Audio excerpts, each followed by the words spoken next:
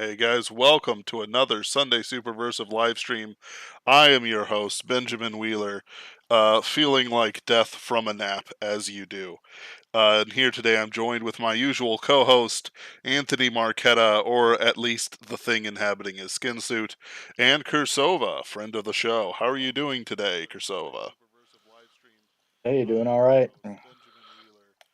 Oh, I'm doing fine too now that I've got the echo off. Well, you're here with us today to discuss an exciting new Kickstarter, Michael Tierney's Wild Stars, uh, as well as announcing the next episode of the excellent top tier Cirsova magazine. Why don't you tell us a little bit about Wild Stars? All right. Well, the concept of wild stars is that 75,000 years ago, there was an alien invasion that was going to destroy Earth. And so an extra galactic being led mankind on an exodus to the stars. And so you had humanity diverge into two branches, those who stayed on Earth and those who went into space. Ones who went into space became the wild stars. Every once in a while, the wild stars would come in and check on things on Earth, and that's where you would get the legends and the ancient aliens from. But really, they were just checking on their cousins here. Mm. And so the Artomic paradigm takes place when the wild stars and modern Earth are finally in official contact with one another and establishing relations.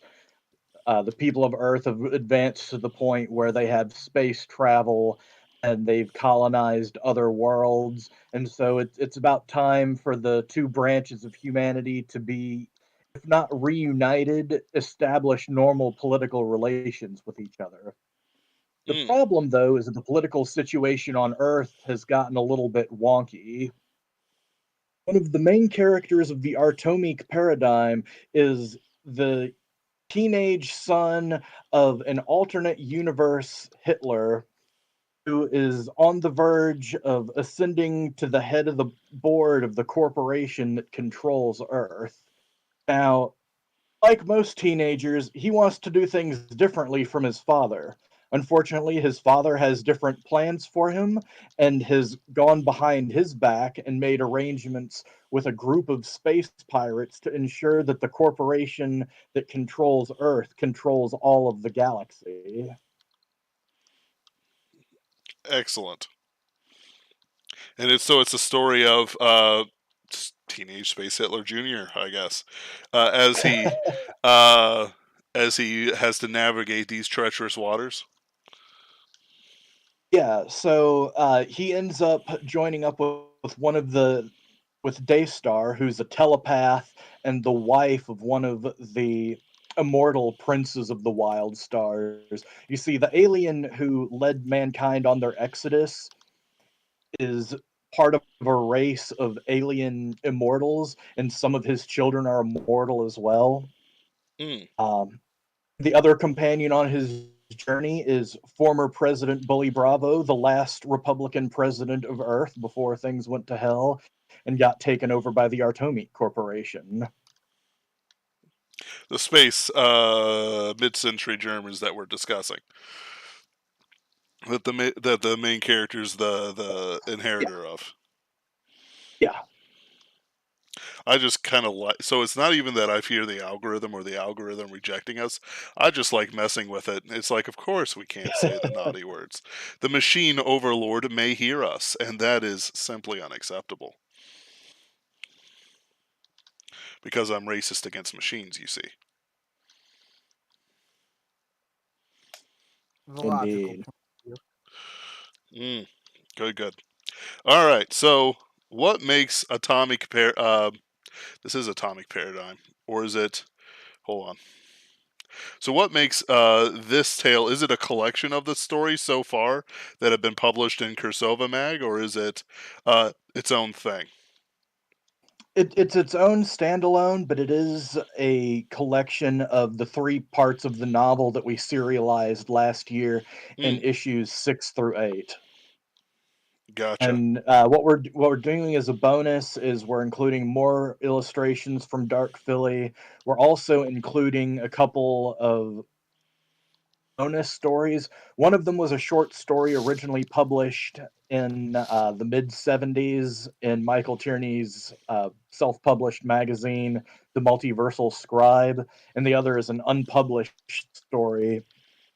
And both of these are sort of a now they can be told type thing because they take place during the events of this story, even though, we just now published it.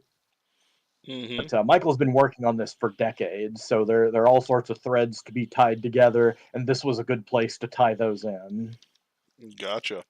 So to be clear, it is a collection of the stories, and it's some new stories as well that we're excited to share. Yeah, so we're publishing this in a set in a manner that will match the previously released volumes that we have put out. Mm, So if you have the giant 700-page volume that has volumes 1 through 4 in it, this will sit snugly on your shelf against it. nice. So much thinner.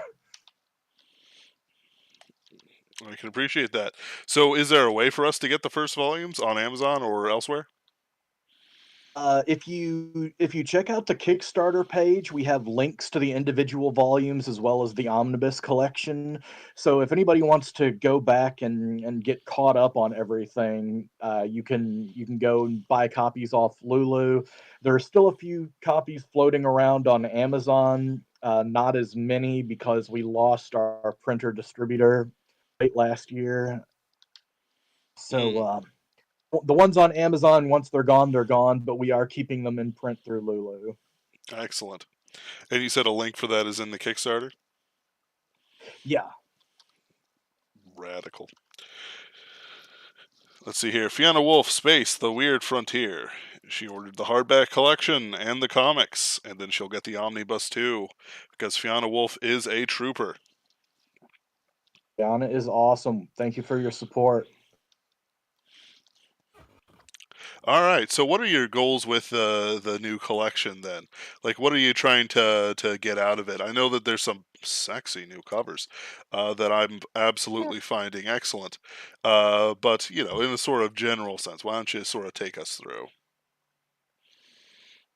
Well, the main thing that we're looking for is to raise enough funds to have an acquisition budget for next year. But some of the stretch goals, of course, include some additional art from Dark Philly. We're thinking about making some foil trading cards, though that's a pretty far off goal at the moment. The most attainable first stretch goal is we were going to create some tabletop RPG content for Wild Stars and include that in the appendix along with some of the additional art and fiction. A couple of years ago, Troll Lord Games, who's based out of here in Arkansas, did a 5e Dungeons and Dragons clone that they did a Wild Stars supplement for, but this is not going to cover the same material. This is also going to be focused more on how to incorporate elements from the Wild Stars or characters from the Wild Stars into your setting as uh, random characters or as patrons or something like that, as opposed to a setting supplement the way that the Troll Lord book was. Gotcha. So you've told us about the story. These. Hold on. I can do this. I can recover from my nap and be the show host I know I can be. Gotcha. So we've taken a look at the things. We've got the Atomic Paradigm ebook, the soft cover, a Virgin pinup cover, which is the one I'm personally liking. Um, but we also have hardcovers and the general all rewards. Are you thinking? So this is more for an acquisition budget for Cirsova magazine. Are you thinking that there's going to be more projects like this in the future? Well, we are currently serializing the sixth Wild Stars story in the sequence, which is actually one of them's written. It is the origin story for the character known in the book so far as the Ancient Warrior. He's been around so long that he's forgotten who he originally was. He doesn't even remember his name. He's kind of lost his marbles because, you know, when you're that old and you never die and people sort of look at you as this god, even though you know you're not, it kind of messes with your head. Hmm. Well, in book four, he's trying to rescue his love, who's a space princess who's trapped in a crystal prison at the center of a black hole. He finally manages to get her out, but you know, she's like, I don't remember you.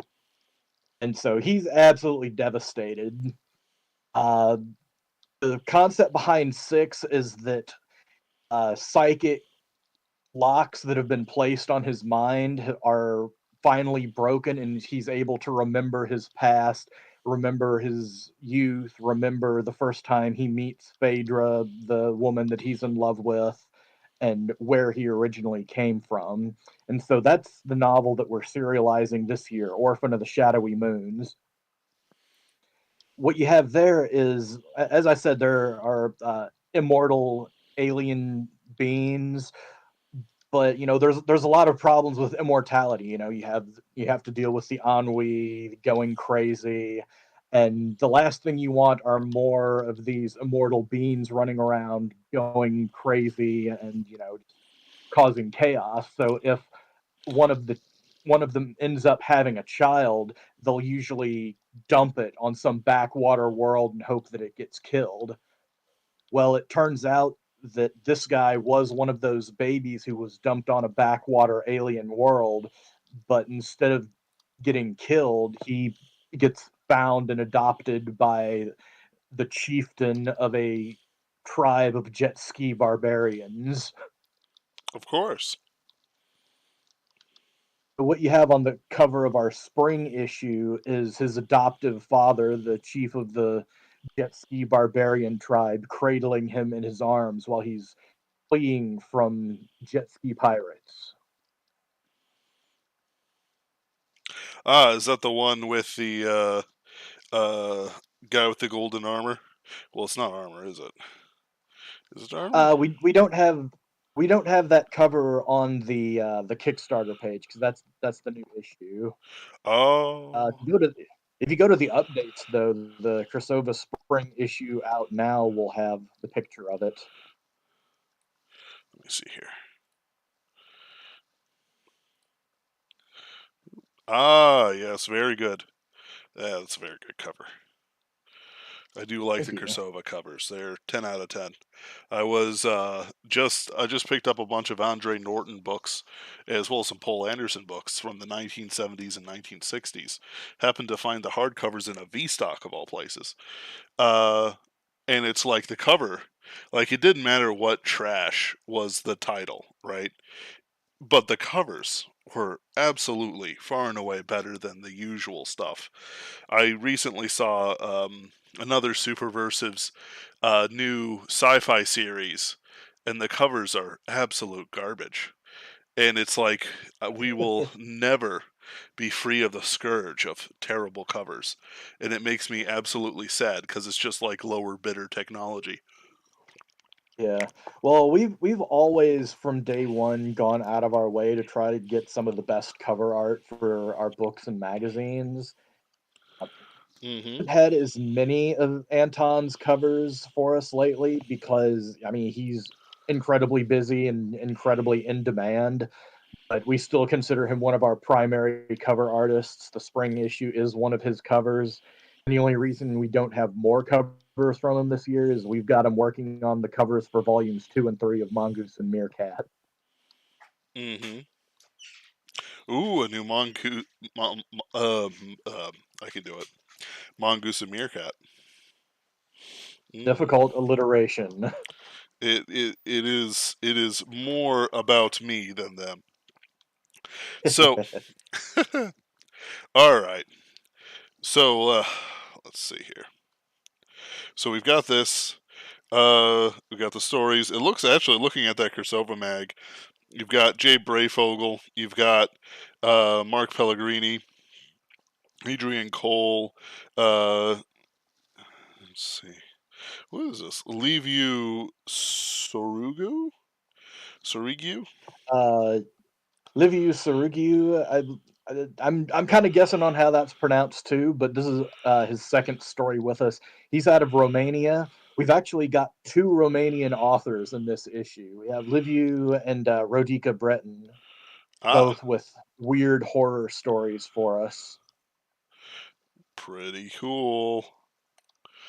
I do like weird horror stories because that These are might pretty weird. good, fantastic. Are they Romanian only speakers, I guess, or is it more they just write in Romanian and you happen to also read Romanian? I guess I don't know. I'm not going to judge you if you can read. No, Rodica sent us one in English. Liviu speaks and writes in English pretty well, but I believe he writes in Romanian and then has it translated. So the story that we're publishing or that we just published was translated by someone named J.S. Bangs. Mm, So no, everything that we're publishing is still in English. good, good, good, good, good. I don't know if I'd want to learn Romanian. No offense to him. Uh, ooh, actually. So is the other one Eric Johnson? Let's see. This is Yeah, actually kind Rodica of Breton is the other yeah. Romanian. Well, I'm looking at this, and it's for the one is dreaming of Mart Simpson. Something strange is happening to Mart Simpson. The faces of individuals he has dreamed of and who have dreamed of him are appearing on a portrait of his skin. Excellent. That is that is top tier Spooksville. I like it. If I could concentrate more than 5 minutes, but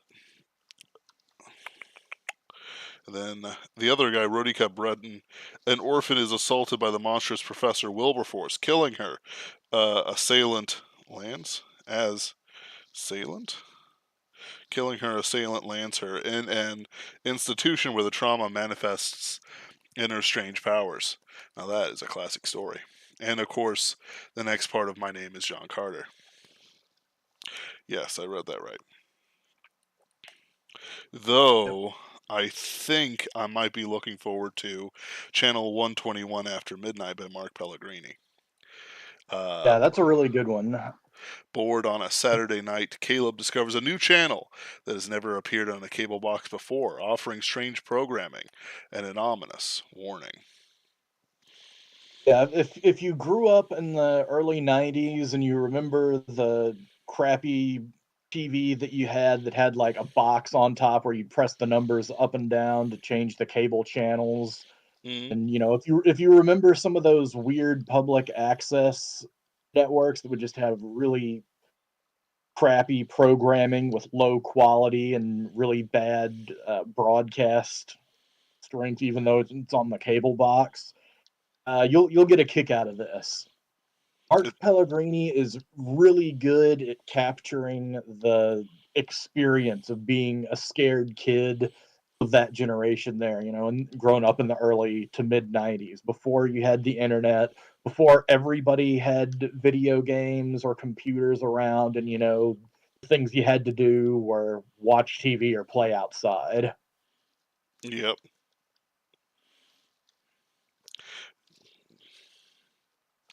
Yeah. Well, I was thinking more about the analog horror subgenre, which has become quite popular, but is in fact very hard to do right. Um, I know for myself, I wrote a Pinkerton's Ghost episode just called Static, though it is more the sound of static than it is the actual word static. Uh, that dives in heavily Yeah, to I it. was gonna ask, what exactly do you mean by analog horror? Because I'm sort of kind of familiar with it, but it's niche enough that it might be interesting to have an explanation. Krasova, I must apologize. He is a millennial. You'll have to I am, forgive. yes. All right, I so always assumed he was a Zoomer. Now that's just insult. No, I'm just kidding. The Zoomers are superior to the Millennials. Uh, anyway, please So, do that because I think it's niche enough that it could. I sort of know what it is, but I don't. I'm not like into it, right? mm, And I don't think that I could articulate what it is. I mean, I'm familiar with it, but so take it away, then. so analog horror is the feeling you get, and I'm going to borrow from what Cirsova said earlier, when you see shapes in the static. It's an old videotape you found in your grandmother's attic that says wedding on it, but everyone on there seems to be a little too aware of the camera. And suddenly, perhaps, you realize that you are also wearing a tuxedo, and even though you were not born, you're watching your mother and father get married. It certainly wasn't a shotgun marriage. Don't worry, though. That thing in the back seems to be made of something purple, a little static, sort of like when you press a magnet onto a CRT TV screen. It seems to be getting closer. Don't worry, I'm sure it'll take care of it.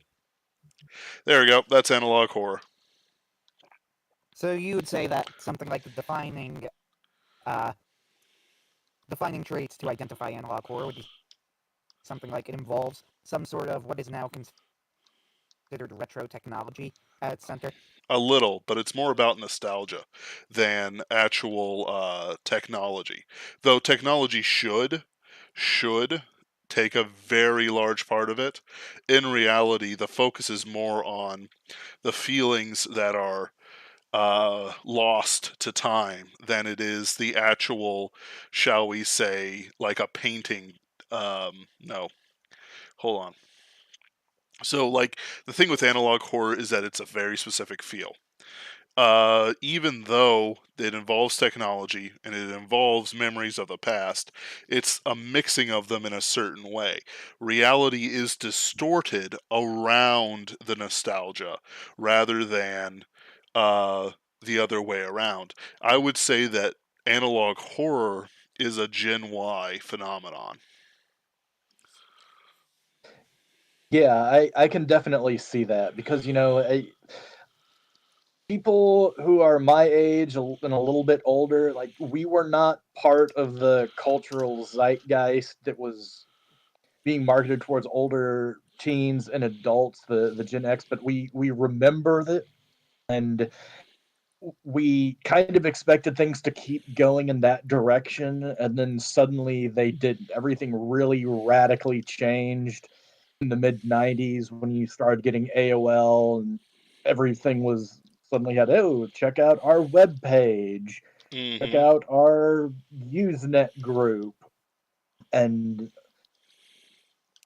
it I'm. was S- it was weird because the world that you existed in, the world that you expected to grow up in and become an adult in, suddenly that wasn't what was gonna it wasn't what it was gonna be like anymore. It was completely Yeah, different.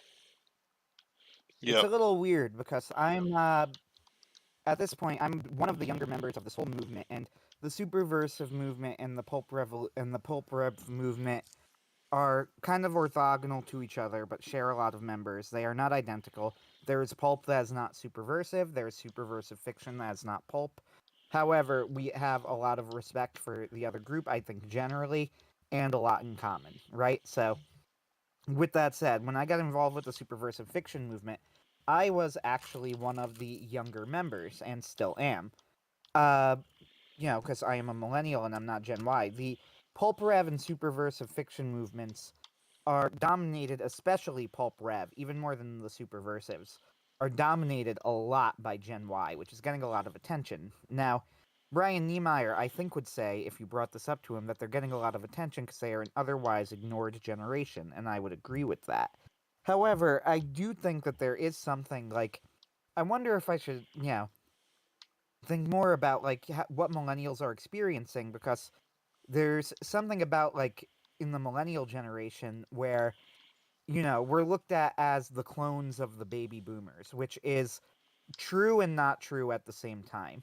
it is true in the sense that we are looked at to be like the spiritual successors of the baby boomers, and we share a lot of the same vices. It is false in that, unlike the baby boomers, we are, like Gen X and Gen Y and Gen Z, a victim generation, whereas the baby boomers came in, all things considered, with, you know, greater cultural capital than their parents. They were the last American generation to really have that. So, millennials have this weird sense of being gaslighted almost by everyone. Uh, where we're being told on one hand that, like, you know, we're the ones who are going to change the world and we genuinely believe it and we're out there, but we also, where I think a lot of the neuroticism of the millennial generation comes from, is this feeling of betrayal where when we're not accomplishing all of these lofty goals that have been set to us, we are then being blamed for it, when that is also not entirely fair. So Yeah. it's kind Like of there's yeah, go I ahead. was gonna say that there's a lot of overlap in the Gen Y and millennial experience because it's very close. We've experienced a lot of the same things. I think the biggest difference for Gen Y is we were old enough to be aware and see the rug being pulled out from under us with the rise of the internet and all of the sort of degeneracy that comes along with it. Mm-hmm. Yeah, I would agree with that. And I would say and everything a lot from of Jim us had Jones. just yeah, and a lot of us had just managed to get out of school and into the market at the time when millennials were being told the market is terrible, go back into school and stay there until the market gets better. And so, I mean, that right there is a big part of what caused the student loan crisis that's hanging over the head of the millennials like a sword of Damocles. Right, and part of the problem is that on an objective level compared to the prior generations, you could say with some honesty that the millennial generation is a failure generation. And that's where you get a lot of like the boomer memes from it, right? You know, millennials Yeah, are still with their parents, they're doing all of this, they're doing all of that. This is true, but it's also, you know, where the millennial response comes from is that that's really not fair thing to say because we grew up in a completely different world than the baby boomers grew up in, and baby groomers. not our fault that we grew up in that world. Now we have our own flaws, but it is just objectively we were not old enough to create this world. We were not capable of doing it. That was the doing of the baby boomers. I would say that every generation from Gen Jones down to the current generation, which is known as the last generation, currently, that's the moniker that I've seen being applied, and it's ominous but possibly accurate. I would say we are all, in a sense, victim generations, and by that, you know, it sounds like victimhood mentality, but that's not really what I mean. What I mean is the baby boomers were the last generation in American history to have inherited a world that was, in many objective respects, greater than the one that their parents inherited. But they left a diminishing cultural return every generation afterward. That's why you have Jones is named for jonesing after what their parents had. You know, and then it just goes more and more and more until the millennials who are supposed to be the spiritual successors are not having that success that the baby boomers had, which is of course ridiculous. We could not possibly have the success that they had. The world that we grew up in is like not conducive to that. And one of the things that's interesting is seeing how much of the near future speculative fiction was made for Gen X is now it all takes place in the past. Mm-hmm. And it was a better, brighter future that never happened and left us disappointed. Right. And I think being able to grow up and see the tail end of that for the Gen X people is enough of a difference that I think the distinction between Gen Y and millennial is it is real. And I would also, agree with there's a certain amount of like how you view the world and how you think about things. Like for me, I have a very outward analytical sort of viewpoint of it. I have an inner culture, but within my mind, but it's more or less sort of churning over the same ideas. How can I perfect these ideas that I have? Yeah. How can I work on this stuff? How can I improve it? I have certain mortal fears that I've talked to those younger and older than me that we just don't share. And it's calling them the last generation. Well, sure, last of the American generations, you could say, but it's still like who even knows how they are? Like, Yeah, well, it's projection largely because, I mean, think about it. Millennials were not shaped by the turn of the millennium. The yep, only reason that they're called that is because boomers were so fixated on the year 2000. Really, things like the Columbine shooting and 9/11 and the forever wars in the Middle East are far more defining, I think, to millennials than just, oh, it's the year 2000. So I will say I'm gonna make a comment here as a millennial that's gonna kind of surprise some people. I would say that millennials don't really have defining events. I grew up. I remember 9/11. My father witnessed the towers get hit. Like he was actually across the river in New Jersey, and he saw them get hit. I was in second grade at the time. I remember 9/11 happening, but I was too young for like to have my life really be split pre and post 9/11, right? As many people described. Yeah, You know, and so you that's a you Gen Y thing. probably The yeah, millennial so phenomenon is we just grew up in a world where 9/11 was a thing. yeah, typical the millennial. war on terror, Right, right. the war Like on I don't think terror we and really have the a end of defining the thing. Bush The forever wars were cycle. always kind of there. We were young Yeah, enough that we had no say in them. We yeah. had no commentary to make Whereas about Gen them. Y saw the end of it. We saw the end of it. Only took most of our time. Uh, Yeah, Hmm. so it's like we don't really have a sense of a before for to fit this after. Like we were too young. You know, I can't really tell you. Like if you ask me what was it like before 9/11, sure technically I have memories from before that point, but I don't have enough of a memory of like a whole sense of different. I was too young. It was just that was the world. Columbine had already happened. There was no real defining event because I had no way to shape any of it, and these wars were all overseas, so they didn't affect yeah, me. Well, it's Like, it's it's something that affected Gen Y quite a bit more, and which is yes, the argument, yes, because it's very much like a sort of, how do I want to put it, like we didn't have the ability to do anything about it. So it's just kind of like something that I guess, this is it. Our teachers were freaking out about it. We had news reports about it all the time. I started really watching the news about then. Um, so it's and not like, it was so different from seeing Desert Storm because Desert Storm it felt like a meme war. I mean, there were the bootleg Bart Simpson Desert Storm T-shirts and stuff, and it was such a quick war.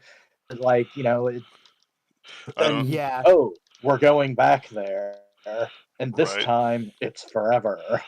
We're still Iraq is there. interesting because John C. Wright has made the argument, and I agree with his argument because it's very well documented, that the Iraq War was, if not a just war, it was at the very least certainly a debatably just war, and that the reasons that we gave for going into Iraq, despite what propaganda will tell you, were in fact accurate. However, Yes, the I fact that have they such a threw out feeling. the UN ambassadors or What was that? inspectors.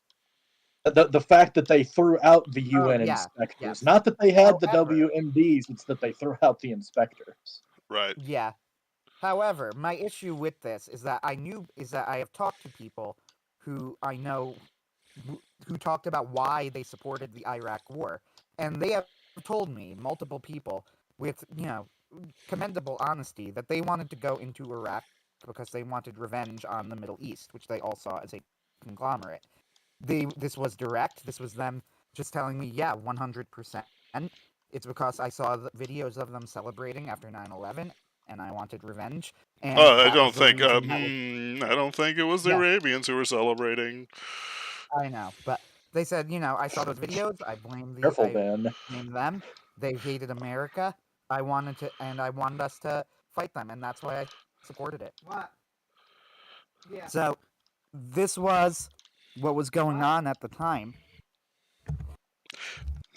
So And it's yeah, but later, yeah. And then later you go, oh, we have all of these reasons for going into 9/11 and a lot of lies surrounding it. But what was being sold to the American people through the media and through, even the right wing channels, because there was a right wing media that was talk radio. And it's just as, honestly, I think that in many ways it's just as inaccurate as left wing media, because conservatives are no allies to the American people, right? Which we all know. And right wing radio, their take on it was more or less, even though they wouldn't say that directly because they would get pushed back if they did, it was more or less that. It was rah rah America, these Middle Easterners hate us. We have to go and kill some desert people. So, I have some mixed feeling on Iraq because as a Christian, as I believe both of you are, I know Ben is, I'm pretty sure Cirsova is from comments that Yeah. he's made. Yep. So as a Christian, I cannot support that as much as I empathize with some of the anger at the time. Is literally like, no, that's not a good reason for it. So if that's what was being sold to the people to justify this war, well, that's not going to do it. Now, the original reasoning that was given to the American people, the official reasoning, sure, it logically might hold water, but no, who really was listening to that? Was anyone? all the I time, don't think so. everyone. There was a whole I listened to the news every day, and they were selling it whatever it was. It was kicking out the inspectors. It was, blah, blah, blah, Saddam Hussein's such an evil man, blah, blah, blah, something Afghanistan. So, like they were talking about it all the time. And this was And before the internet was outside of the domain of some nerds.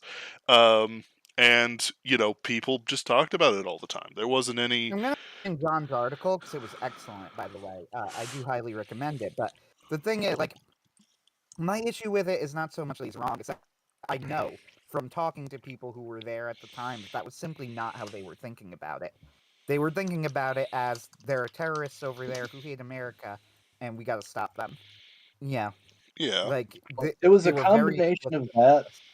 It was a combination of that and the whole neocon idea of nation building. We were going to bring American style democracy to the Middle East, whatever impediments be damned. And there were pretty big impediments, like the fact that Islam is not especially compatible with representative forms of government and democracy as it is understood in the West. So you always had the narrative of we're going to bring American style democracy, and some of them are, oh, they're welcoming us, they want this, they're glad that we're here because we're bringing them freedom. So Yep. that was sold even harder, I think, than we're there to punish the terrorists. Yep. Like The we're there to punish the terrorists got downplayed after the first year or so of the war, because you can only punish the terrorists for so long when Saddam is gone, and for all intents and purposes the Taliban is defeated and in hiding and chilling out in Pakistan somewhere. now it might be So different they in had to come up with new reasons to sell and keep it going. and it might be different in New Jersey where the damage was, shall we say, fresh, but it was in the Midwest where both me and Cirsova are. It was very different. Yeah, Our fair. news couldn't really play that thing because honestly, St. Louis and Arkansas and so on and so forth don't have anything to do with New York City. Like they're just the snobs who come down here during the summer and laugh at us. Like, what do we Yeah, well, care? that's why you ended up having all those stories of Islamic terrorist cuts off head of woman in the middle of work. Have that in the Midwest to keep the fervor up. Yep, So, you get the oh, we have to keep fighting it over there so it doesn't come over here. And you yep. have to wonder how much of that was the CIA dropping in some MK Ultra juice. Oh, tons of MK Ultra Juice. Couldn't get enough of it. But Directly into the veins. please, yes. Uh, yeah, and we're being facetious about this, but they were smart enough to change up the language based on where they were, and I could see it just based on how other people were talking about it. It's and it sort of kickstarted my love of history and a few other things, but that doesn't mean that. Um, it really did anything good for some of this stuff. Like it's just sort of a lesson in powerlessness and learned helplessness, which is again something that Gen Y has to kind of deal with as a signature issue more than outliers are. I know for myself, it's like very much like because I'm vaguely competent, I can rise to management levels of most places I work at, but at the same time, I never feel like I get anywhere with it. And I think a lot of people I've kind of talked to in that same sort of vein just sort of feel the same. It's like, why rise to management? I'm making enough money here. Why do this? I'm fine where I am. Even though I am very much aware, and many people are very much aware, we're headed for a cliff. Whether it's deflationary or inflationary, I am unequipped to be able to tell you. But it's like, what are we supposed to do about it? I don't know. Suffer, I guess. Get the Gopnik experience or something. I don't know. Uh, and it's like I dig it, and to me, I've been kind of laughing to myself at your expense, Anthony. I'm sorry, but it's like you've interrupt. Like it's like we're talking about the millennials, and then it's like in reality, though, the millennials are just going to experience it longer than the Gen Ys. If we Well, talk about the millennials, we're not talking about Gen Y like the media wants, yeah, which I'm is making the point here that I actually am not like this is not my opinion on. So your points about it are not something that I could dispute. They're valuable. I'm telling you that this is what I got from other people because millennials were too young to have a real opinion on it. hmm Any opinion you hear about it from millennials are manufactured media creations. And I don't mean that the media is lying about what our opinion is. I mean that the millennials got their opinions from the media. Don't get yes, me wrong. I great contempt for the majority of my generation. Uh, however, as one should. he's a house Uh, millennial. yes. However, as much as I have as much as I have this contempt for the majority of my generation and how they've you know swallowed the media's lies, which is the propaganda wing of the government, hook, line, and Mm, sinker. Uh, at the same time, it's like you're saying, a lot of these things that people look up, what are the foundational events of millennials? And the weird thing is, I can't really think of any.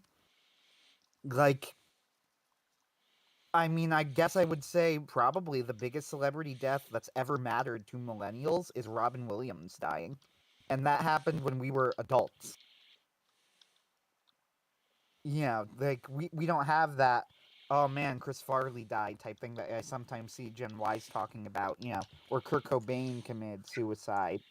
They tried to make Gen Y care about Princess Diana, but it didn't really work. Like the media pretended that we were going to care about it and that it was going to be our "Where were you when JFK was shot" moment, and it totally wasn't. right. We were a little too young slash uninterested in I these mean, sort of at affairs. most we saw them be made fun of on Tiny Toon Adventures. Yep, pretty much. If that, you know. Sometimes you just didn't see Tiny Toons Adventures. Like it's just Yeah, the so media was starting what to are get so big that you just started to have some dispute outside of Saturday morning cartoons. so what all of this really means, I guess, is that I think that millennial opinions on basically everything have been handed to them by the media, which is created and run by the boomers. You know, like it is and it isn't, right? Like Right. what they report and how they report, it's run and created by the boomers. So this is why you see the millennials and the boomers being so eerily similar in so many ways, and and stuff like that, because millennials don't have their own opinions, they don't have their own experiences, The problem is, like I said, to repeat myself for I think time number 3, we are from like every generation from Jen Jones down a victim generation. We're a generation that inherited a world that was worse than the world that our parents inherited, and this all started. We know this started with Generation Jones because that's literally where the name Jones comes from. Jonesing after what their parents had and that they did not have. I always thought it was keeping up with the Joneses. No, that's not how I heard it anyway. Maybe it's possible that's both, although honestly that kind of fits as well. Mm. That they felt this pressure to keep up with a society, and it wasn't really as easy for them as it was for their boomer parents. Uh, it's also true that what we're talking about in terms of the generational releases, this is like the Brian Niemeyer theory. Uh, it is technically, as it's been pointed out, like my parents would be considered in most standard reckonings of the generations, baby boomers. In the older reckonings, but they are clearly not. They're way too young to be baby boomers. Like if you think of what a baby boomer is and the foundational experiences of baby boomers, it does not really make any sense to think of my parents as baby boomers. They don't share any of the foundational experiences of baby boomers. They were teenagers in the 1980s, right? But if you look at lists of generations, they are technically on the tail end of the baby boomers in a lot of lists. So I think that Brian Niemeyer is Lists correct are that a lot. all wrong. What was that? I was saying the lists are all wrong. Your parents Yeah, sound like I, older Gen X. Or yeah. old Jen Jones. Or They're young either Jen old Jones. Gen. Yeah, they're either young Gen or old Gen X or young Gen Jones. Honestly, I'm not sure which, but they're like on that tail end of it. I think they've pointed out to me, and they're right, that a lot of the lists would put them at the tail end of the baby boom, which is where baby boomers comes from. But I don't think that that's very useful. I don't Like it doesn't. I don't It does particularly not give worry you a. about it for them because, like I've told people before, like just because you're a unicorn doesn't change the fact that the majority of your peers are like this. It's the old insult, I'm glad not everyone is like you. Well, I'm sorry to say that everyone is like you, so on and so forth. You know, There's a problem too in that my parents also grew up in a really weird area. They grew up in an Italian American, both of them, in like neighboring Italian American communities. And when I say neighboring, I mean probably like a 20-minute drive from each other. They met in high school, were high school sweethearts, and have been married since they graduated college. You know, I have emphasized to them that these like Italian American micro communities where you meet your high school sweetheart and get married and stay married are things that like it just doesn't exist anymore. hmm And what they don't understand, I think, and that I've tried to say, is that it was not only do they not exist now, it was weird at the time.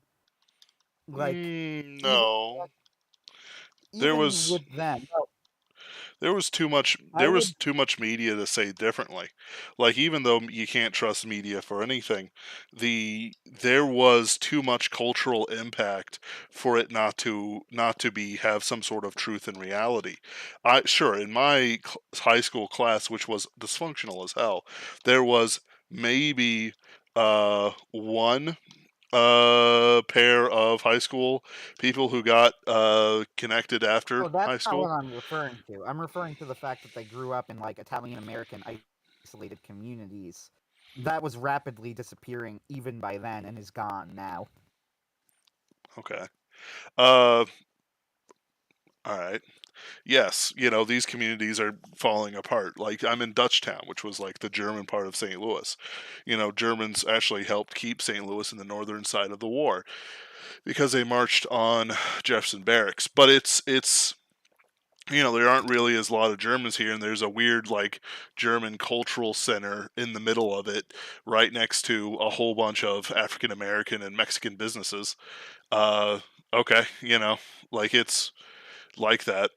We're not disagreeing that society has fallen apart since then, which is a horror of its own. Like I am completely uh, in just sort of like horror of these things that are happening, because it's a flavor. It's a sort of like horror that we have to experience, that no other group has to experience in the same way as we have. Like, sure, you can make arguments that post Reconstruction, depression, and what was another one? Post 1812, I guess. That Americans faced similar crises and overcame them. Well, the thing is that back then they had a national character that they could fall back on and rely on, that we are not so lucky to have. Uh, Our national crisis is the internet. Absolutely. And even though I can communicate with a lot of people, it doesn't really change anything. I've just been sent a link by Cirsova. Simpsons owned this home from a single salary from a husband who didn't go to college. It was considered normal in the 90s. Absolutely. Yeah, exactly. Some other comments Yeah, from our chat. Uh, Fiona Wolf is just blowing up the comments, which is fantastic. Uh, she says her dad went to Desert Storm.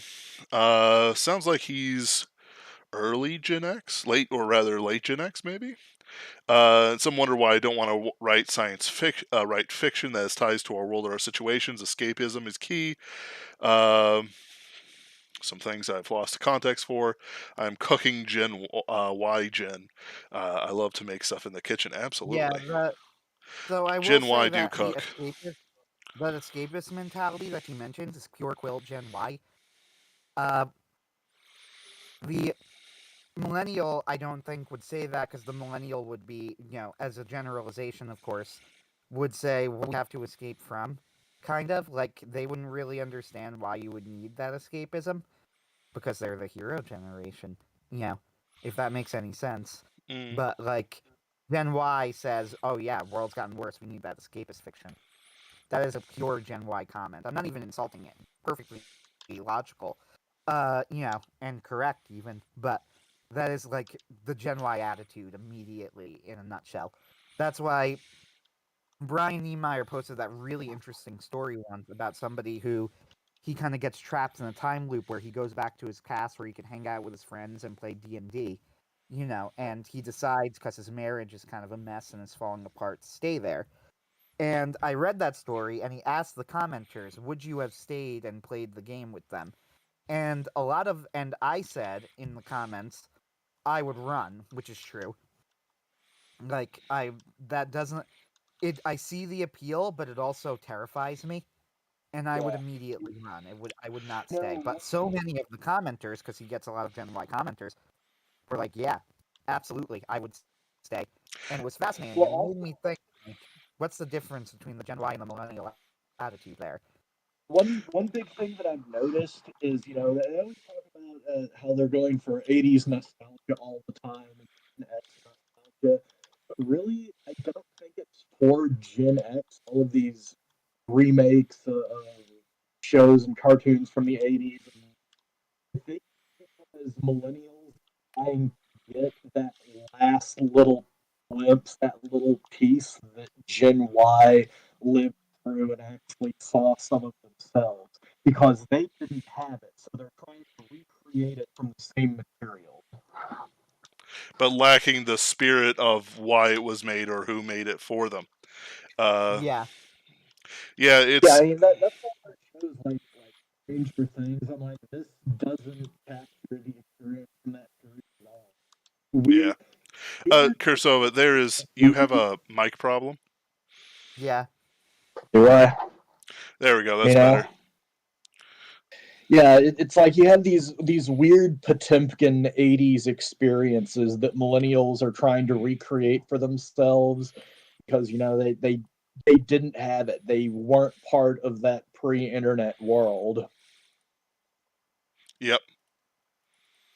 I'll mention something too that I mentioned in the Discord before, and I'm curious if you guys understand what I mean, because my parents do not. They were very confused when I brought this up. They did not understand. I find the concept of the villages in Florida to be vaguely existentially horrifying. the idea of like this massive community the size of some states of extremely elderly people who are acting as if they're young people and are trying to avoid talking about death and like the pickleball, and it's known as the pickleball capital of the world. Yeah, Well, that's Must have just like needed some cocoon. cocoon. something Yes. about the something about the villages fills me with a vague existential horror. And when I mentioned this to my parents, they were very confused as to why I would even think that. They were like, I'd love to live in the villages. I got a friend who lives there who retired young, and he says it's great. And I'm like, no, I want to stay away. I don't want to go near it. Right. Uh, do you still like? Do you get why what my issue with it is? I'm curious from your Gen Y perspective.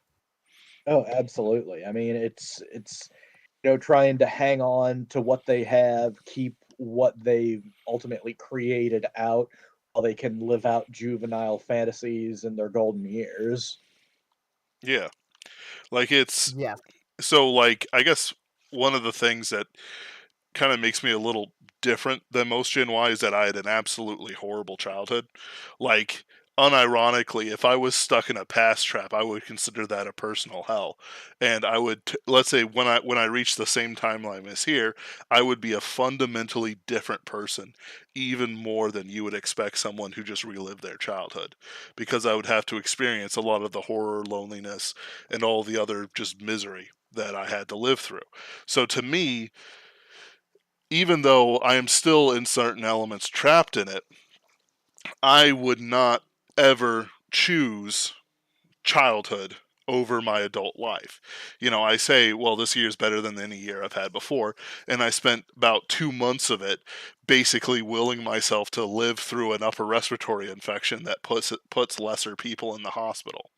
So it's like, there's certain things that absolutely make me absolutely I don't want to do it. But there's a whole bunch of, how do I want to put it? There's a whole bunch of safety that people fundamentally seek in their lives. They choose the safety over reality because it means that they don't have to be quote unquote on all the time. It means that they don't have to think about their surroundings. It means that they can be sold to rather than have to worry about whether or not they're getting the best deal possible. These villages are, cocoons, they're time capsules for something the baby boomers have enjoyed. The only Mexican they see is servicing their lawn or whatever, what have you. They don't have the soul that is required to live a virtuous life. To me, the horror of it, to go be stuck in the D&D game, you know, um, to be in these villages, is that you're not choosing the virtuous life. One of the things that motivates me to my uttermost core is that part of what I'm doing, and part of what a lot of the Gen Y creators do, is we keep certain areas alive so that they'll survive to the next generation. I don't collect books because I read books. I love reading books. But I collect books mostly to make sure that they're not going to be pulped because VStock hasn't sold them in 5 years. And I don't just choose anything. I make sure to choose people that aren't getting published these days. Um, I still serve the past in the same way that a lot of Gen Ys do, but I would never, ever, ever want to live in it. And that's my personal horror. That's my personal experiences. But when other people and their actions sort of tell me these things, all it does is say it wasn't, my childhood wasn't as hard as it could have been. I had more comforts as a child, and I desire these comforts. Part of, I think, every generation has to have things they have to overcome. Baby boomers have to overcome their selfish nihilism. Gen X has to overcome their despair. Millennials have to overcome their dysfunction with the world. Like, they have to stop being willing to be lied to, and I believe that when the Zoomers become of true age rather than the first ones as they're just kind of making it, I think they're going to have to overcome their anger before they can do anything, and other things like that. And who even knows what the last generation will get? Though I hate calling them that. Um, we have these things, and we're preserving these things. But quite frankly, I believe generation wise sort of sin that they have to overcome as a generation. And I do believe that there are sins for every generation that strike them most ferociously is an acceptance of the fact that reality is crumbling around them. It's like I was listening to Endeavor, a YouTube guy, talk about how he happened to be in St. Petersburg at the time of the current unpleasantness that you might have heard about. Whatever that happens to be, future person listening to this. Uh, See that I'm making this live stream timeless. And he says that all of a sudden, since he didn't have Twitter and Facebook and he didn't want to get a VPN, he actually started, like, his mindset started changing to how the things are that are going on, and it actually calmed everything down. And instead of living in what he called a hyper reality, he just lived in a reality. He just lived in these moments that existed for him in this space of his life. And I think that that's what Gen Y has to kind of descend from. Like, we had the internet, we had video games. I'm not playing a video game as I'm speaking, but it's like I'm playing a video game on the screen. I'm constantly online and on Twitter. I constantly do things that are connected to the internet. I post Pinkerton's Ghosts on the internet. By the way, the next Pinkerton's Ghost episode will be up on next Saturday. This is to give us a little bit of breathing room going into some difficult times for some of our people. Uh, these this hyper reality constricts us, and it makes us sort of stuck and unable to move forward and unable to change. And I think that that's what Gen Y has to overcome to sort of become part of the real world, to become more than what, shall we say, the media says we are. So here's what's interesting to me with your whole description of like why you wouldn't want to relive your childhood. I actually have my reasoning is slightly different than yours. The reason that I would absolutely run away from reliving even good parts of my younger years and my childhood and stuff is because I would be very tempted to do a lot of things differently and correct a lot of mistakes that I made. Mm, And I don't think that that's a healthy way to look at it because I think that where I am now is good, if that makes some sense. Like, yeah. I think that I think that I'm not where I should be, but I'm moving in the right direction, Yes, same of here. where God wants me to be. So if I were to go back in time and say I could do this, this, and this differently, they might be the objective best decisions, but at the same time, there's like a small bit of horror there where I'm going like, yeah, they would be, but there's also a little bit of like, Felix culpa kind of thing, right? Like Yeah. the happy fault. Uh, that's from a quote, "Oh, happy fault that gave us so great humor." The idea that even the fall, we should be grateful for because it allowed us to have Jesus Christ as our savior. Something sort of similar to that idea, where it's like, I made a lot of mistakes when I was younger. There are things that I did that I regret and that I don't like, and I could go back and I could relive those good times and maybe even do it better, and not be so far behind the eight ball. But on the other hand, it's like I wouldn't even have that perspective if I hadn't gone through what I went through. You Yeah. see, the Yeah. difference in what I'm talking about is that I was fairly powerless against more or less everything that happened to me. Like, sure, I could have, acted more in Yeah, rebellion, we have a but major that's, difference there for sure because like the way I see it, that the reason that I fell so far behind and that I had all of that stuff was entirely due to my own faults and mistakes. And it's something that if I went back and I relived it again, like, yeah, I would do things differently, but The caveat with that is I would only do that because of the perspective provided by those mistakes. So you create a kind of paradox there.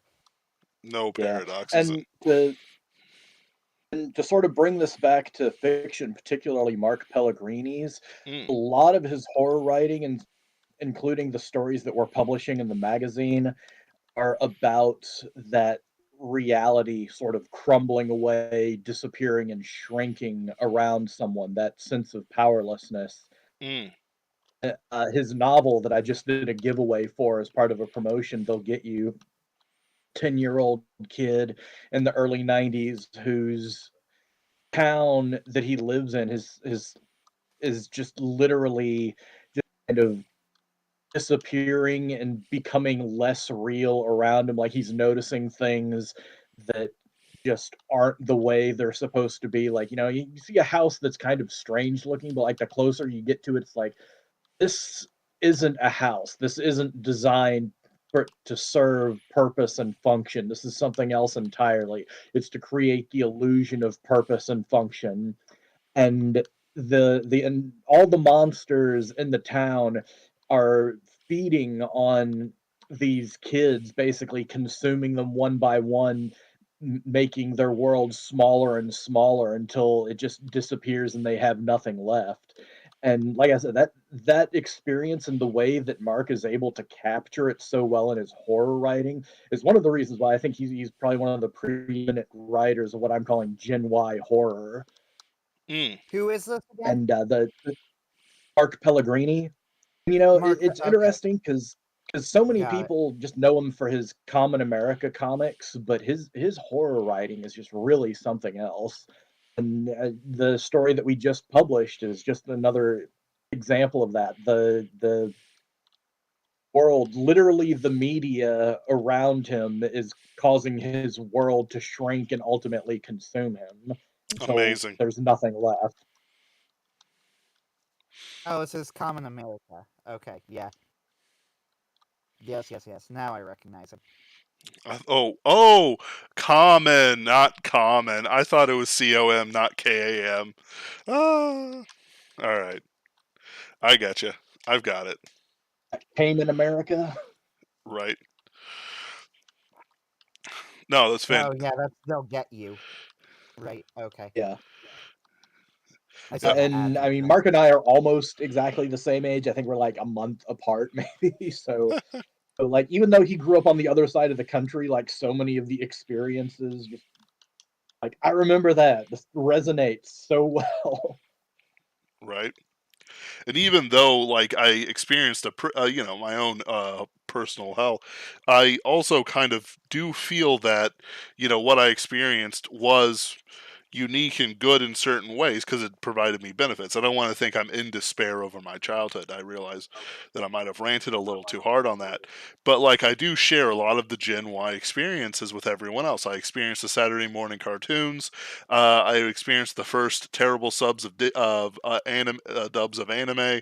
There's a whole bunch of stuff. Animation. Oh, absolutely. The That's Japanese pretty fun. animes. And I had all this stuff that everyone had. Maybe I had it a year or so less than everyone else, but I still had it. A lot of people can't say that. And, I actually It's kind of just great. like one of your Japanese animes. Ugh, Eh, Metal Gear Solid. I love Metal Gear Solid. But I like that series, and I think they did Kojima dirty. But that's just me. Hmm. Yeah, it's interesting hearing the differences in so you get like Gen Y. I'm wondering if my experience is typical among millennials. Like my reaction to Brian's story, it made me wonder if it was typical among millennials, right? Hmm. Like, because the Gen Y people were like, yeah, I have very real temptation. Like a few of them said I would go back. A few said that no, I wouldn't go, but I'd be very tempted, and I said I would run. Like I wouldn't go nowhere near it. Uh, but I'm curious if my reaction is a similar reaction to other millennials. However, I do think that one thing that millennials might have in common with that story is that my experience, I never experienced anything like what Brian was describing in the story. You know, this idea of meeting with friends and buddying up for games. Like, I did that maybe twice ever with a group of friends, maybe 3 times. You know, I did have a friend, we would hang out occasionally, but it was like a total of 3 times that we went over to his house. You know, I actually had like good years in later high school where I was part of theater and stuff like that, but most of the stuff that I did hanging out with people was in theater and at school. It was not like at the houses of friends and stuff like that. You know, that was a much smaller subset. So that idea of like having that close group of friends that you came together, I didn't really have that. You know, so that's another thing. It was harder for me to be tempted by what he was describing because I genuinely only had like a very small part of that experience. Like I knew enough to know what he was talking about and why it would appeal to people, but not enough for it to be like one of the foundational memories of my childhood, if that makes sense. Yeah. So I do wonder if that's another reason that like the millennials wouldn't do it. And I don't think again, I'm not sure if the millennials really have anything, right? Like But what sort I don't of know if they're how would you translate that into a horrible horror experience? Like it's easy for us Gen Y to talk about it because it's kind of like a television set to a dead channel that still sometimes flickers over the Uh, airwaves. well, I think that what the millennials experience pop culture wise is a combination of stagnation and trying to grasp what Gen X and Gen Y had, and you see it in their movies and their music.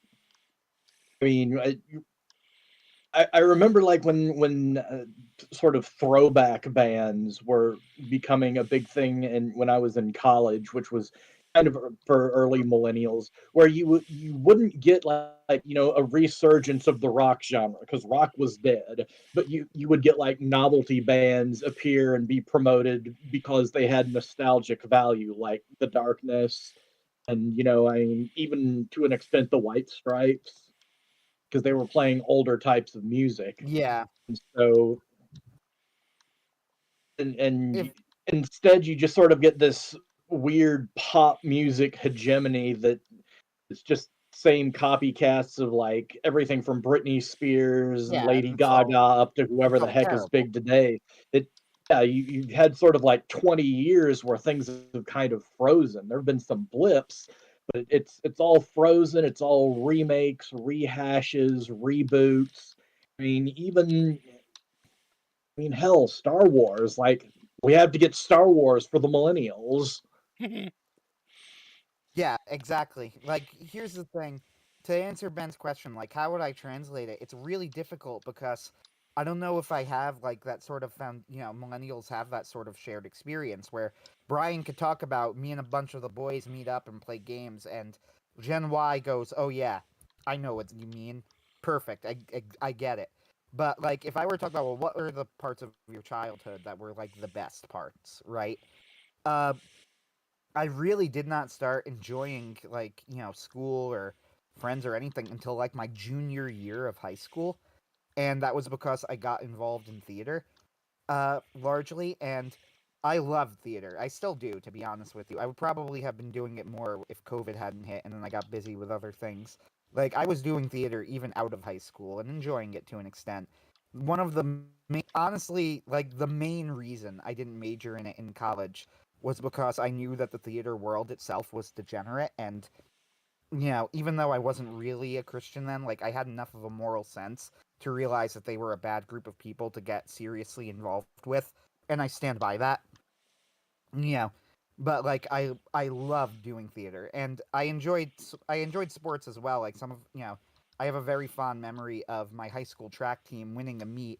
Meets were decided in high school track by like points, and we won. It came down to like we were tied up until the final 400-meter relay, and we barely won the relay. And I have a very fond memory of all of us celebrating after that. But like these are not something that every millennial will have. Like theater isn't a universal millennial experience. It's a theater kid's experience. Even, track is not a universal millennial experience. Sports is a little bit more so, but I think band is just as popular, if not more so. You know, so like what the story would look like for me, like what would tempt me back into that horror would be like, hey, we got rehearsal today or something like that, and hanging out with all my friends there and laughing and memorizing lines and things like that. Carl Philip Gabler asks, why is theater people are immoral a timeless truth? I have thought long and hard about that. That's a good question, and I do not know. Uh, there are various theories that sound plausible to me, but none that I'm wed to. Uh, anyway, yeah, like, it's so it would be more like specific to me than a general millennial experience, but that's kind of the point, right? Mm. Millennials don't really have shared experiences. I did not Borrow have. ours, What was that?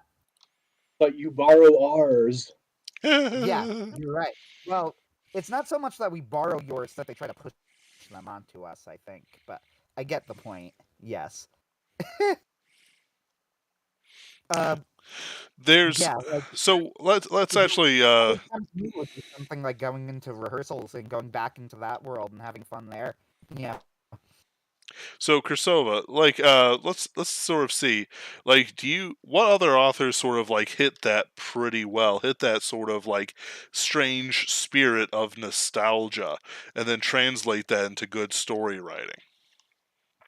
You know, we have so many really good authors that we publish through Cirsova and that I have worked with, but really, I mean, Bark's the only one that we've worked with that really hits that nail on the head. Mm, that's fair enough. So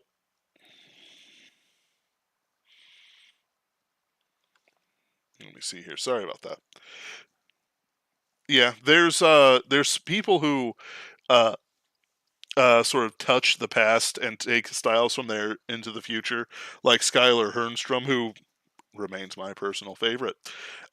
Sorry to say, but then there's also, like what we're talking about here with Mark Pellegrini, and and there's men like J.D. Cohen and Brian Niemeyer, but they're almost more interested in studying the effect than using it to mark down the effect in a sort of like story based record of it, because I do continuously fear that there's just going to be the blip and then nothing and then it wakes up again.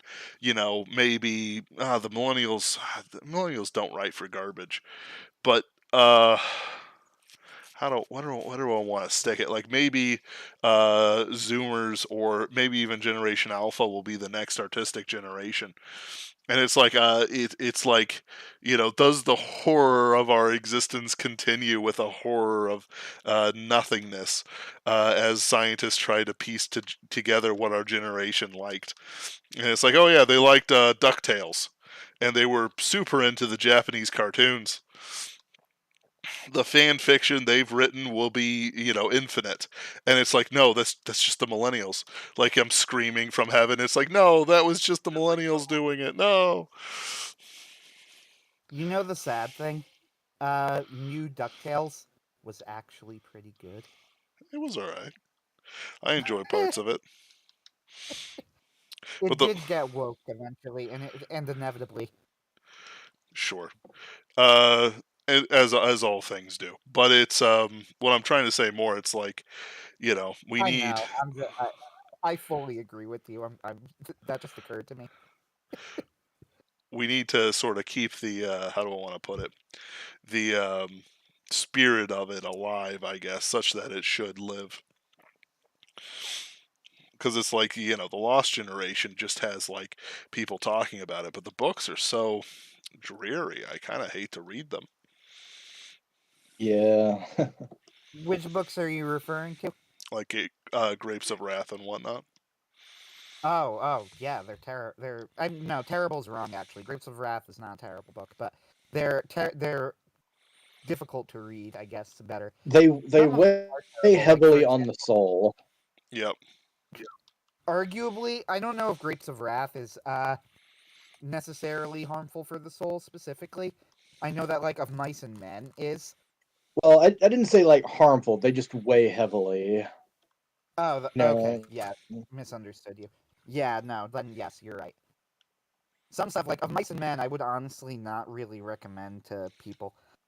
Yeah, like it's just so dark and so I don't know how to put it. So ugly, I guess. The ending is so ugly and so It'll brutal. help you understand so many Looney Tunes. So many Looney Tunes that millennials were just a little too young to have caught because they stopped showing them. Love him and pet him and call him That's not George. really true. I grew up with Looney Tunes.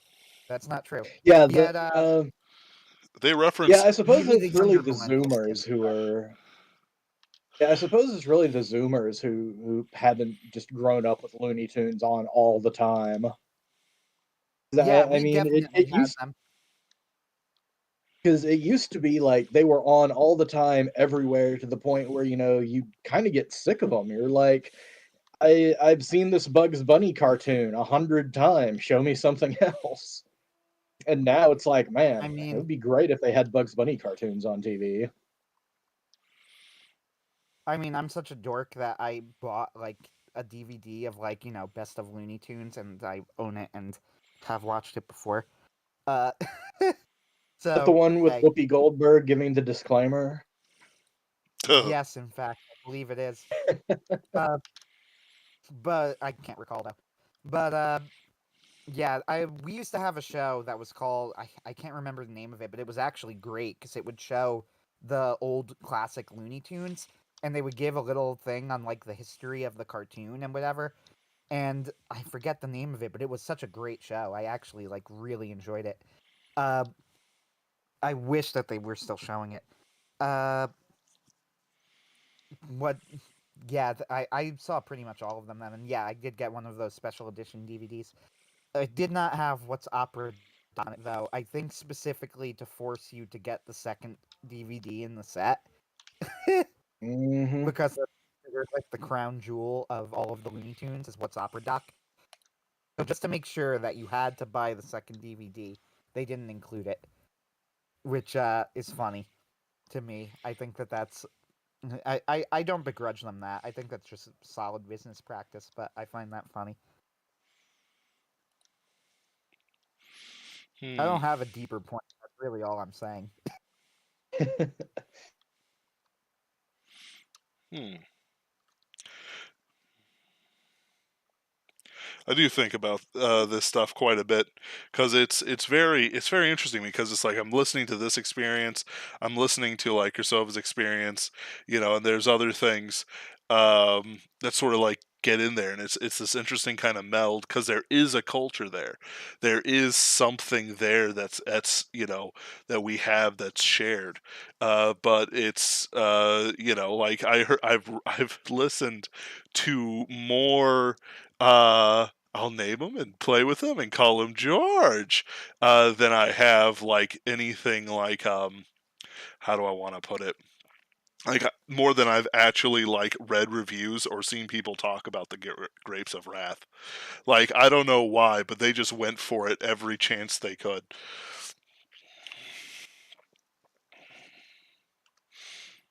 That joke. Yeah. It's a great joke though. I don't know why. I giggled every time. And I never read the book either. So, who knows?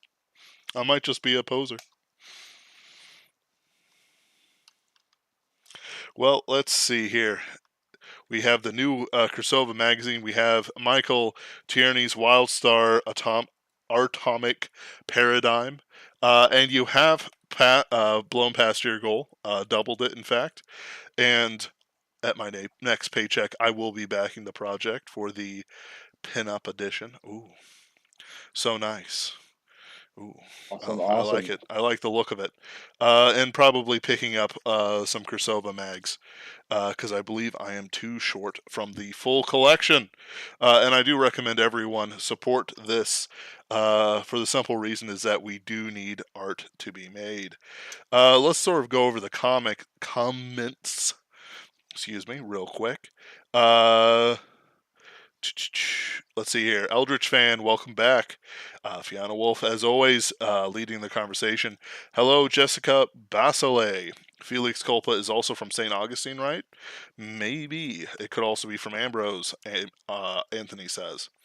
Hardwick Bentho, hello. I'm 28, but was raised by my older than usual parents in an isolated environment and homeschooled. It was sort of like growing up in a time warp, like in the movie Blast from the Past. And of course, as a Gen Y, I immediately think of "Let's Do the Time Warp Again," which is a disgusting movie. Uh, It is, but I got to admit that song does get stuck in my head sometimes. earworms. They really up the magic on that one. Uh, Carl Gabler says, I sort of had a close group of friends in college, but they all got social justicey. Until then, just books. Something about, oh, you commented on that. Hardwick Bentho says, what do you mean the theater world being degenerate? I have yet to meet, um, actually, you know what? Anthony has a pretty good comment on this. I don't know how to describe it except to say that they embrace and enthusiastically promote things like gay marriage and sexual degeneracy, as well as various SJW causes, and can't even be near that world without being involved in it. And also the fact that if they're pretending to be something else that they're not, it makes them weaker. To resist these things. Like I recently, Yeah, one of my hobbies is to go out and find cool and interesting rocks. But the only places that sell cool and interesting rocks are like Wiccan places and like, get your weed here sort of places. But, I'm just there for the cool stone pyramids made of tiger's eye because that's awesome. Uh, and basically, one went in and it's like, "Sir, do you have a mask?" And I'm like looking at these fat witches. Well, actually, I was looking at a cool rock. I'll be honest here. I was not making eye contact. I was yeah. looking at a cool rock. Uh, and they're like, "Hey, do you have a mask?" No. Do you want a mask? No. And it's like they're still stuck in the magic of quote unquote magic. I mean, um, Nice. of the idea of it. The spell over them is stronger on them than they would a Christian. Jessica Baselli continues. Grapes of Wrath is so boring. I'd rather do algebra. I'm sorry, Christopher. Were you going to say anything? Oh, no, no, Okay, I heard something on the line. I just didn't hear what. I laughed. it's That's not fair. me. All right, that's fine. Ain't Yeah, me. I laughed at your commentary on the Wiccans. It's just these. It must be the schizophrenia from Three Monsters a Day. We're getting there, bros. Hardwick Bentho. I've always avoided John Steinbeck's books after I found out he forced his wife to have an abortion. I did not know that. And that is absolutely horrible. It tracks. I It makes actually, sense to me. it does. I had a moment where like I bounce on the weekends because, gotta get a little extra cheddar. And I was like just sort of like zoning out for a minute, and then I'm listening to this homosexual talk to a woman about getting an abortion, and I was like, "What?" And then all of a sudden, I think her boyfriend jumped in there because he was like, "Hey, where's my lady? I want her on the dance floor. I don't want her talking to some dude with a gay Vladimir Putin shirt." It was a weird experience, which is That is extremely weird, but also vaguely hilarious and very dark. you have to understand, Anthony, that this happens to me All all of the those time. things together. All the time. Not about this particular subject, but it's just weird. Uh, yeah, no, John I Steinbeck can't having an comment abortion. anything else about it. I would actually like to know when in his career did he force her to have an abortion? Because if it was Oh, before he got money, I think that would be very interesting indeed. oh, Um, now I remember what I was gonna say. mhm. So do you know the show? And it was made into a movie, so you actually might. And I'm referring to the theater show, Into the Woods. No. So yeah, it was made into a movie with Meryl Streep, and the movie was like not a very good adaptation, though it had its moments. Whatever, it doesn't matter. Uh, I'm a fan of the YouTuber. This is all related, I promise you. It'll loop around very quickly. So I'm a fan of the commentator Sideways, who does like music and movies and musicals and stuff. He's very good, highly recommended. He did a Excuse video me. on Into the Woods once, and he mentioned that he absolutely loved the theatrical production of Into the Woods. And I saw it. It's in full on YouTube. There's like a filmed version with Bernadette Peters. It is a very well done production. The show is very funny and very cleverly written. However, he mentioned something that kind of horrified me. He said that the whole point of the third act of the show that Jaji has written about on the website. So I'm referring to, we know her on a first name basis. We're just that cool. But I'm referring to the author El Jaji Lamplighter, by the way, who is the author of the Rachel Griffin series of books and is one of like the founding, godmothers of Superversive, right? For people who just aren't aware of who I'm talking Mm-hmm. about. Like, she wrote an article on Into the Woods where she said that the third act of the show really weirded her out.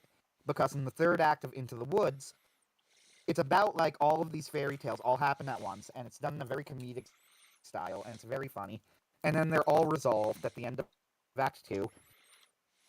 And then Act 3 is about how the prince cheats on some of the princesses. The giant comes back for revenge and starts killing the villagers after Jack steals stuff from him. The baker's wife cheats on him and then is killed. Like all of this horrible stuff starts happening to everyone.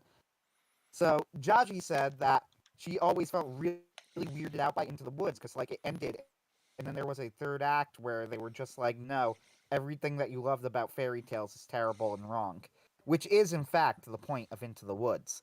Um, there is a song at the end of the show that Sideways said is one of his favorite musical theater songs ever, and I heard it, and it like actually gave me a chill. Like I realized I was listening to something demonic. The song is about them. They ask the baker what to do, and the baker kind of freaks out and goes, "I don't know. Don't ask me these questions." And he sings a slow song, and one of the lines in the song that I'll never forget when I heard it, it like made a chill run down my spine. He goes, "No one knows what's right. No one knows what's good. You decide what's right. You decide what's good."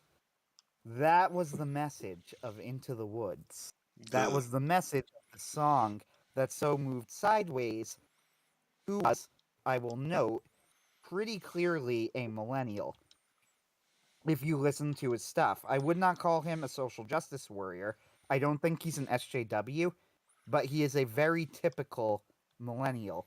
And that's the message of the song and the show that resonated with him. You decide what's right. You decide what's good. Now, that's demonic. I mean, it's obviously evil. Like, that's not how it works. You don't decide. If you decide what's right, what's to say that all of this death and this murder and all of this stuff isn't right? It clearly falls apart with even a second's thought, right? yeah, and There's there, nothing to it. I But can't. that's the message of Into the Woods. I can't think of any parallels that like a Gen Y would really have to that. Like, sure, there's Captain Planet, with the pro-environmental message, but it's actually fairly tame compared to what we experience now. You No, know, Captain Planet's just comical nowadays. Which is why he's treated that way by the general public, right? yeah. People just laugh But at is him. this an is this a Catholic or a Protestant neighborhood? I don't I What? don't recognize that. Sorry, dude. The episode of Captain Planet where they were in Ireland and like Catholics and Protestants were blowing each other up with bombs. Oh yeah, I never saw I that That, episode, I that was don't that was sadly. know that about that. was That's amazing. yeah, and like Wheeler the American guy's like really cool to be here in Ireland, but is this a Catholic or a Protestant neighborhood? And it's just the most ridiculously tone deaf approach to the subject you could possibly fathom, and there it is in an early '90s children's cartoon. Beautiful. Beautiful. That's actually hilarious. That Uh, is incredibly funny. I don't think I've shared a name with any intelligent character in cartoons or anything like that. It's like Joey Wheeler's an idiot in Yu-Gi-Oh. This kid, uh, so on and so forth. Anyway, what was I talking about? So going through things. Let's see here. Gabler says there's one reminiscing about you story I very much identified with, one bright star to guide them. That is because that is a masterpiece and stands as one of John C. Wright's best. Superversive Hardwick Bentho says, plus his works always seem depressing anyway. Yep. Fiona Wolf Yeah. hails the floor chicken.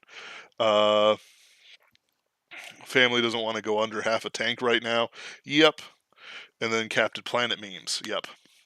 So let's see here. We've talked for an hour and 40 minutes, which has been absolutely fantastic. Even though I firmly believe that when the EMPs falls, all these things will be lost, like C-beams on Orion, Tannhauser Gate, something. I can't remember. The nostalgia is flitting through my mind. I'm seeing things, and then you just cut to me having a moment like 2001: A Space Odyssey, going through the monolith, staring into the neon lights flashing by my screen, trying not to seizure or something. But Cirsova, do you have anything for us before we head out? Check out the Kickstarter. We really need to raise about the $5,000 on it if we're going to have money for acquisitions for next year. Check out the new issue. It starts the new Wild Stars story. It got the new story from Mark Pellegrini. It's got new Mongoose and Meerkat. It's got a whole bunch of great stuff in it. And yeah, just check us out. Excellent. Anthony, what do you got for us? Next week we are going to have on Caroline Furlong again, as well as I just realized I don't know his real name. He posts as Goldeneye. GoldenEye will suffice. Yeah, Even the though I'm mysterious Goldeneye. Yes, even though I'm cavalier with my own identity, it's more because being black bagged is probably not the worst thing that's ever happened to me. Though their gentle ministrations might top 10 it. So, for Yeah. myself, Anyway, hold on though. I want to mention what they're gonna be doing next week. We're going to be having Goldeneye and Caroline on next week because Goldeneye, the mysterious Goldeneye, is a historian of comics, and he is going to be discussing what he thinks is in fact the real reason that Marvel and DC are flailing. And spoiler alert, it is not what you think. Caroline is joining us because she is much more interested in comics than I am. So she was so interested that I just said, do you want to just do the stream with us? And she was like, yes. So now she's adorable. on as well. So, uh, good. We'll look forward to it. I will be minimalist next week as I will be off doing my own thing. But certainly listening to them to make sure that they stay on point. You have my promise in that. I will reinforce Cirsova's comment about the Kickstarter. The links are in the description, and I've also included a link to all the Cirsova magazines that are available, all 10 issues. Do check them out. Do purchase them. It does help out some of these things. Not everyone can be a creator or a publisher, but if you do your part, like the Starship Trooper meme says, we'll get those bugmen together. And for myself, I will remind you all to not fall to nostalgia. We live in this world and this time, and there's no going back. But we can always make the future a little better. And making the future a little better is half the battle. Good night, everyone.